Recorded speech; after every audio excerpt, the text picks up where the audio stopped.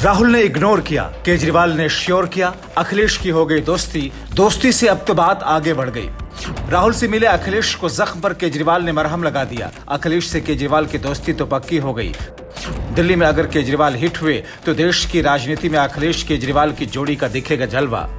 पिछले 10 दिनों से सियासी घटनाक्रम देखिए। 7 दिसंबर को समाजवादी पार्टी के सीनियर नेता रामगोपाल यादव कहते हैं कि लोकसभा में नेता प्रतिपक्ष राहुल गांधी विपक्षी गठबंधन इंडिया के नेता नहीं हैं। फिर टीएमसी की अध्यक्ष ममता बनर्जी इंडिया के कमान संभालने का दम भरती हैं।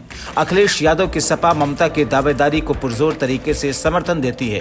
इंडिया ब्लॉक के कुछ और दल भी ममता के साथ में समर्थन देते हैं। महाराष्ट्र में महाविकास अघाड़ी में शामिल सपा गठबंधन से अलग होने का ऐलान कर देती है। इधर दिल्ली में आम आदमी पार्टी सुप्रीमो अरविंद केजरीवाल साफ कर देते हैं कि आगामी विधानसभा चुनाव में कांग्रेस के साथ कोई गठबंधन नहीं होगा। 1-2 दिन के बाद ही अखिलेश दिल्ली सरकार के बद से आम आदमी पार्टी के हेल्थ मॉडल की तारीफ करते नजर आते हैं। यह तमाम घटनाक्रम दिखाता है कि कांग्रेस ने लोकसभा चुनाव के बाद से जो कुछ किया है उसकी वजह से सहयोगियों को लगता है कि अब तेवर तो दिखाना ही पड़ेगा।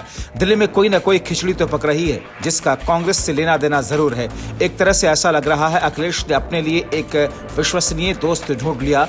दोस्त के तौर पर अरविंद केजरीवाल हैं। आप सरकार की ओर से सोमवार को दिल्ली में महिला अदालत लगाई गई। मंच पर सीएम आतिशी के साथ पूर्व मुख्यमंत्री अरविंद केजरीवाल के साथ एक चेहरा और था जो सबको बदलती हुई राजनीति के फिजा का एहसास करा गया। सपा सुप्रीमो और लोकसभा सांसद अखिलेश यादव केजरीवाल के बगल में विराजमान थे। जब अखिलेश ने माइक संभाला तो एनडीए सरकार पर तो हमला बोला ही, आम आदमी पार्टी की सरकार की तारीफों के पुल बांधने में कोई कोर कसर नहीं रखी। अखिलेश ने कहा, हमारी माँ, हमारी बेटी, हमारी बहन का जो सबसे बुनियादी सवाल है कि उसको सुरक्षा मिले। जो जिम्मेदारी आपकी होनी चाहिए थी वो आपसे छीनकर दिल्ली वालों के पास है, गृह विभाग के पास है। जैसा कि मैंने कहा कि गृह विभाग केवल नाम का है, वो दिल्ली में सुरक्षा नहीं दे पा रहा, मणिपुर में सुरक्षा नहीं दे पा रहा, तो सोचो जो गृह विभाग का काम है वो काम कौन कर रहा है। सपा सुप्रीमो अखिलेश यादव ने आगे कहा कि आपने स्वास्थ्य में जो परिवर्तन किया उसका परिणाम ये हुआ कि आपसे सीख करके बहुत सारे प्रदेशों में वही मॉडल अपनाने का काम किया जो शिक्षा के क्षेत्र में आपने परिवर्तन किया। मैं अपनी बहनों से कहना चाहता हूं, जो आप पार्टी कर रही है स्वास्थ्य के क्षेत्र में, शिक्षा के क्षेत्र में, यह हमारी माताओं बहनों को सम्मान दिलाने का काम है। और अगर सुरक्षा भी आपके हाथ में आ जाए तो इससे बड़ा काम और नहीं हो सकता। अगर हमें सुरक्षा मिल जाए, मान सम्मान आपका अपने आप बढ़ने लगेगा। अब तक कांग्रेस खुद को इंडिया ब्लॉक के लीडर के तौर पर प्रोजेक्ट करती आई है।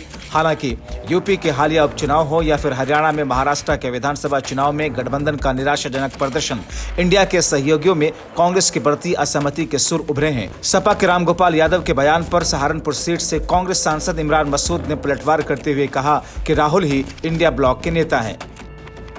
मसूद ने कहा था, रामगोपाल के बयान से यह नहीं बदलेगा क्योंकि उनके नेता अखिलेश यादव हैं। अगर कोई मुझसे पूछे कि क्या मेरे नेता अखिलेश यादव हैं, मैं तो कहूंगा कि नहीं। सपा और कांग्रेस के बीच बढ़ती तलखियों से यह सवाल खड़ा होता है कि लोकसभा चुनाव 2024 में बीजेपी को नंबर 2 पर खिसकाने में कामयाब रहा गठबंधन 2027 के विधानसभा चुनाव तक टीका रह भी पाएगा या नहीं।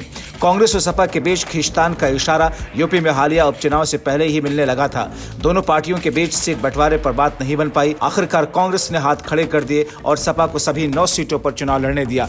ये उपचुनाव विपक्ष के लिए बड़ा झटका साबित हुए। सीएम योगी आदित्यनाथ के नेतृत्व में बीजेपी ने न केवल 7 में से 6 सीटों पर जीत हासिल की बल्कि सपा के 2 सीटें भी छीनने में सफल रही। अखिलेश ने टीएमसी के लिए जो 1 सीट छोड़ी थी वो भी चली गई। फिर मध्य प्रदेश और हरियाणा के विधानसभा चुनाव में सपा को लड़ने के लिए एक भी सीट नहीं दी गई। महाराष्ट्र विधानसभा चुनाव में फिर वही कहानी दोहराई गई। सपा को महाविकास अघाड़ी में सीटों के लिए संघर्ष करना पड़ा। काफी मान मनोबल के बाद सपा को सिर्फ 2 सीटें दी गई जो अखिलेश को नागवार गुजरा। ये तनातनी सिर्फ चुनावी ही नहीं, इसके तार संसद से भी जुड़े हैं। सपा को लगता है कि अडानी का मुद्दा अहम है, लेकिन इतना भी अहम नहीं कि उसके लिए संबल हिंसा जैसे अहम मुद्दे को हाशिए पर रख दिया जाए। संसद में इसी बात को लेकर के कांग्रेस और इसके सहयोगी दलों में खटपट हो गई। जब संसद में राहुल गांधी के नेतृत्व में विपक्ष का प्रदर्शन हुआ तो उसमें सपा के सांसद शामिल नहीं हुए। लोकसभा में सिटिंग अरेंजमेंट ने भी अखिलेश को नाराज किया। पहले अखिलेश, राहुल गांधी और फैजाबाद से सपा सांसद अवधेश प्रसाद के साथ बैठते थे, लेकिन कांग्रेस ने प्रसाद को दूसरी लाइन में भेज दिया। इस पर अखिलेश इतना बिगड़ गए कि अपनी आवंटित सीट पर जाकर बैठे, राहुल के बगल में नहीं।